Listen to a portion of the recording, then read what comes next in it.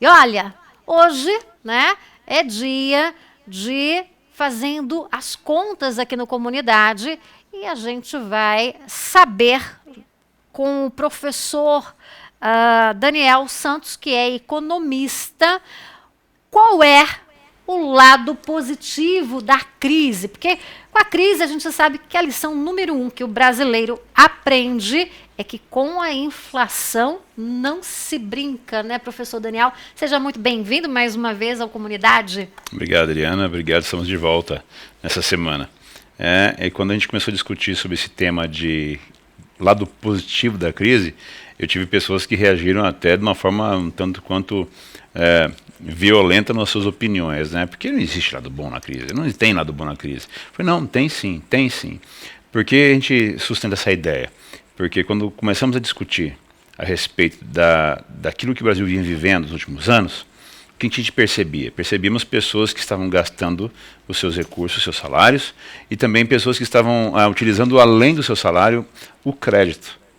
Então o que ocorre? Quando um país ele começa a consumir mais do que ganha, ele está comprometendo o dinheiro futuro. Então o dinheiro dos próximos anos em parcelas de pagamento de contas que ele não ganhou ainda, nem trabalhou ainda.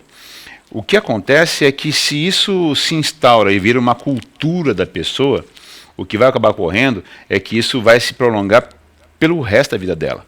Por quê? Porque ela se acostumou com esse conceito.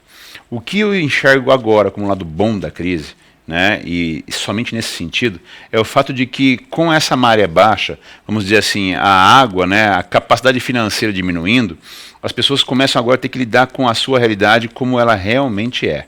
Né? Então vamos dizer assim, o dinheiro que ela tem é aquilo que ela vai possuir para poder então programar o seu consumo, programar o seu investimento a longo prazo. Vamos dar um exemplo.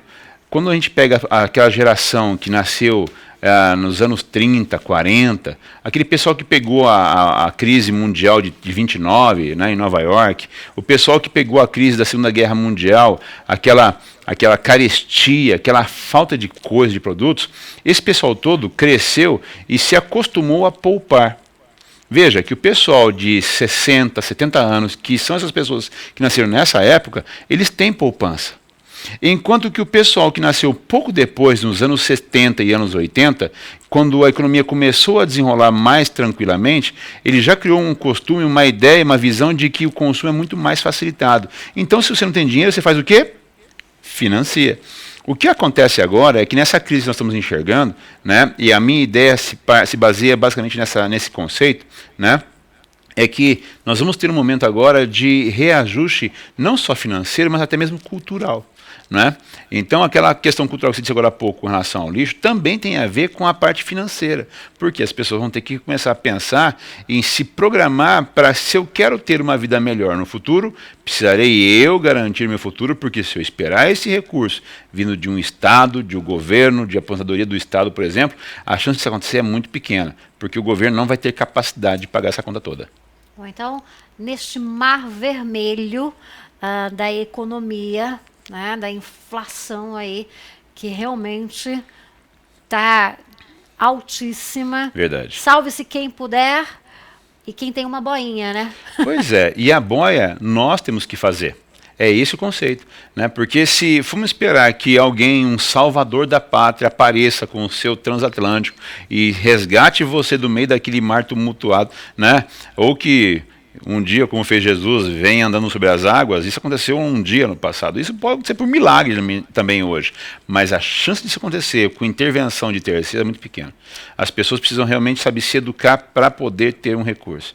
Então, as aulas iniciaram agora. Né? As aulas começaram novamente e eu coloquei esse tema, inclusive, para os alunos nossos, os alunos que estão iniciando, e eles ficaram chocados em quão pouco eles vão ter que poupar, Adriana, para poder daqui a 35 anos, por exemplo, ter uma renda em valores de hoje muito interessante.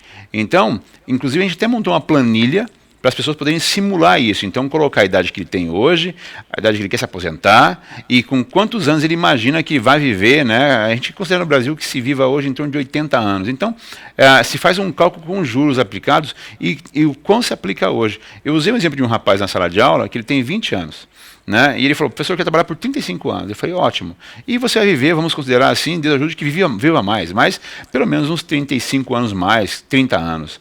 O cálculo, veja só, em valores de hoje, ele descobriu que poderia se aposentar com um recurso de R$ 5.000 por mês, em valores de hoje, certo? Poupando por 35 anos o equivalente a R$ 75 por mês. Olha só. Então, por 35 anos, ele vai guardar só esse dinheirinho, uma sentada em qualquer boteco em Maringá, né?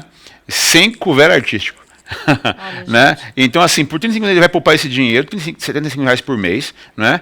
E depois, quando ele chegar aos 55 anos, que vai estar super jovem ainda, saudável, porque o pessoal nessa idade vai estar muito bem ainda, ou já estamos hoje, né? O que vai ocorrer é que vai poder parar de trabalhar se quiser, e não vai precisar fazer isso, mas vai poder parar se quiser, e vai receber uma renda equivalente a R$ 5.000 por mês, por mais 30 anos. Sem que o dinheiro se esgote. Então, assim, essa visão as pessoas vão ter que aprender no Brasil. Deixar de esperar que alguém venha lhe socorrer, né? Que um Estado lhe dê um dinheiro, né? Que o governo lhe banque alguma coisa. As pessoas vão ter que realmente garantir o seu futuro e isso envolve, né, a mudança de cultura. Tá certíssimo. Agora, professora, a gente sabe que o Brasil é um país, né, em que hoje se fala muito de consumo consciente. Perfeitamente. Né? Mas que o brasileiro gosta de gastar, isso gosta, né?